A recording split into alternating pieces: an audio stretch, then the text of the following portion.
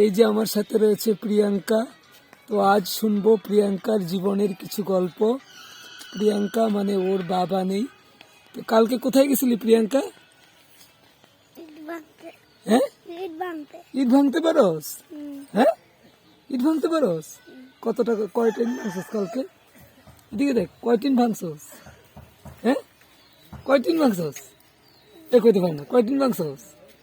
কয় টিন? হ্যাঁ, আর তোর মা যখন ইট ভাঙতে যায় তুই কি কাজ করস বাড়িতে? বাসনও দিতে পারোস? হ্যাঁ, বাসন ভালো করে দিতে পারোস? আর পড়াশোনা করতে ভাল লাগে না ইট ভাঙতে ভাল লাগে?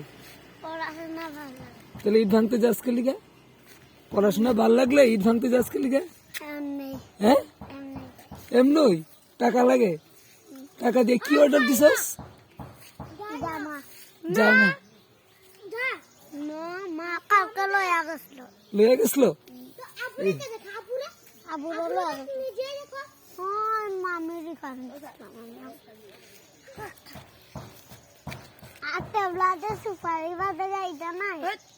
টেবলা কই যায়? আর কি করে? আর কি করে? সুপারি পরে আর কি করে?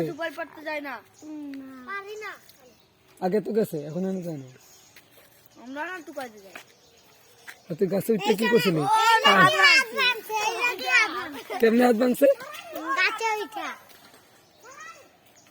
তো সকাল সকাল শুনলাম বাচ্চাদের জীবনের করুণ গল্প, কিন্তু আমি চাইছি এই যে বাচ্চারা সুন্দরভাবে বাঁচুক।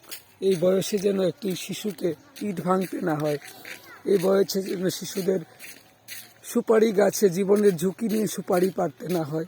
তারা সুশিক্ষার আলোয় আসুক, তারা পড়াশোনা করে সবার মতো সুন্দরভাবে মাথা উঁচু করে দাঁড়াক, সেই স্বপ্ন নিয়েই আমি রোজ সকালে পথ চলা শুরু করি। এই কিছে কিছে ক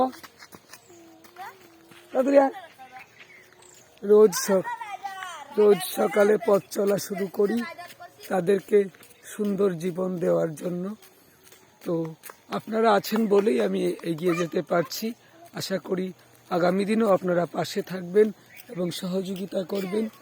এই পিছিয়ে পড়া শিশুদের, এই মাতৃপিতৃহীন, কেউ মাতৃহীন কেউ পিতৃহীন, এই শিশুদের যেন আমি একটা সুন্দর জীবন দিতে পারি আপনাদের সকলের সহযোগিতা নিয়ে। নানা ভেষে নানা রূপে অনেক জায়গায় থাকি, শুধু এই শিশুদের জীবনকে সুরক্ষিত করার জন্য, তাদের জীবনকে নষ্ট হয়ে যাওয়ার হাত থেকে রক্ষা করার জন্য। আর আমি মনে করি এটা আমার আপনার সকলের কর্তব্য, শিশুদের জীবনকে রক্ষা করা, তাদের জীবনকে সুন্দর করে সাজিয়ে দেওয়া।